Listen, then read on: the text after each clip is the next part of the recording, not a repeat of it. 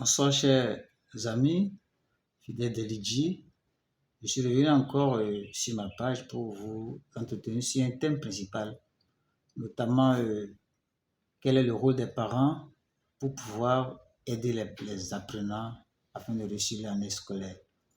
Autrement dit, le thème de ma communication s'intitule « Parents, soyons le principal acteur de réussite scolaire de nos enfants ». Avant de continuer dans le vif du sujet, je vous prie de vous abonner à ma page, de liker à mes vidéos. Sur ce, quelle est la cible de notre intervention? La cible, c'est essentiellement les parents, que tu sois papa, maman, père ou mère, ou tuteur ou tutrice. Quel est l'objectif de notre communication? L'objectif ici est d'exhorter les parents à beaucoup plus de responsabilités, à beaucoup plus d'implication dans la réussite scolaire de leurs enfants. Quels sont les constats qui ont motivé cette communication? Il n'est pas rare de constater, à l'issue des échanges avec certains parents ou certains, que ce soit le père ou la mère, mais essentiellement du côté du père, nous entendons souvent avec les élèves, j'ai déjà fini de payer ta scolarité, maintenant tu as droit à la réussite. J'ai déjà acheté les fournitures, maintenant il faut te débrouiller pour le reste. Je viens de ton école, j'ai déjà payé la scolarité, la première tranche, va voir le reste avec ta maman. Et des phrases comme ça, destinées aux enfants, le parent ici étant le père, après avoir accompli cette responsabilité du début d'année, se dit qu'il a déjà fini de travailler. Et du coup, pendant l'année, nous constatons que souvent, les enfants sont laissés à eux-mêmes et certains parents ne cherchent même pas à vérifier les cahiers de leurs enfants, peut-être le mercredi soir, peut-être le week-end, ne serait-ce que mettre une petite pression sur les enfants afin que ces derniers sentent que après l'accomplissement de la mission de payer la scolarité, les fournitures, il y a un regard parental derrière eux, cela étant motivant. D'autres constats est que si c'est avec le tuteur ou la tutrice, peut-être tante ou oncle, étant déjà absorbés par les charges liées à leurs propres enfants, ces derniers également sont délaissés.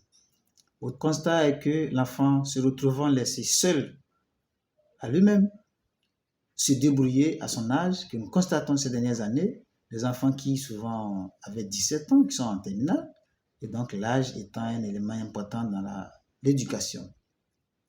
De ces constats, il y a aussi l'absence des parents souvent à des séances de réunion convoquées par l'administration sur la situation spécifique de leurs enfants, peut-être suite aux évaluations. Les premières notes d'intérêt ont déjà commencé par tomber dans les établissements privés et publics, surtout les privés, après 2 semaines. Il est impérieux donc que les parents puissent beaucoup plus s'impliquer.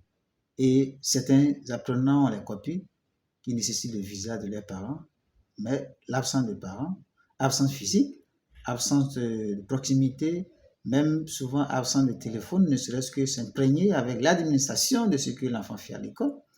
Ce sont des éléments qui constituent des constats qui font que parfois les résultats, les performances des apprenants ne sont pas au rendez-vous. Et les conséquences ici, l'enfant est laissé à lui seul, l'enfant se débrouille, parfois cahier non à jour, l'enfant copie des cours, et lorsqu'il manque de cours, vous constatez dans le cahier des vides, l'enseignant essaie de le ramener à l'ordre selon ce qu'il peut, qui est de son obligation. Et donc, la pression à l'école, de la part de l'administration, de la part de l'enseignant et tout l'arsenal éducatif ici, il faut cette pression également à la maison. Donc, lorsqu'il y a cette absence, ça fait que l'enfant qui n'a pas travaillé pour une première évaluation végète également dans la faiblesse parce que ne sachant pas comment à la maison pouvoir subir la pression complémentaire pour se remettre au travail. Donc voilà quelques éléments qui font qu'à la fin du trimestre, les parents, certains sont étonnés de voir les copies de leurs enfants parce qu'ils n'ont pas été présents lorsque les enfants faisaient les évaluations pour vérifier les notes. Et à la fin du trimestre, on est étonné de voir ou de constater que l'enfant n'a pas la moyenne, ou de constater que l'enfant va cacher les notes, de constater que l'enfant n'a pas fourni les informations qu'il faut. Donc, ces conséquences qui, parfois, en fin d'année, donnent des résultats qui sont peu reluisants, amènent donc à ce que les parents puissent plus s'impliquer. Comme approche de solution donc à cette situation, les parents se doivent donc beaucoup plus d'être présents.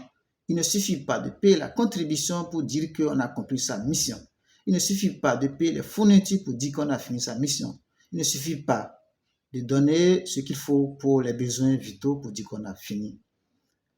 Les 9 mois de l'éducation sont importants et donc les parents doivent, au-delà de tout cela, avoir une proximité avec les enfants. Les soirs, s'ils rentrent, ne serait-ce que demander à l'enfant, viens avec tes cahiers, je vais voir. Est-ce que tu as bien appris tes leçons? Est-ce que tu as à jour? Vérifier. À défaut, si nous sommes occupés, les mercredis soirs sont là, par exemple, pour pouvoir vérifier les cahiers contrôlés, faire des petits tests avec les enfants.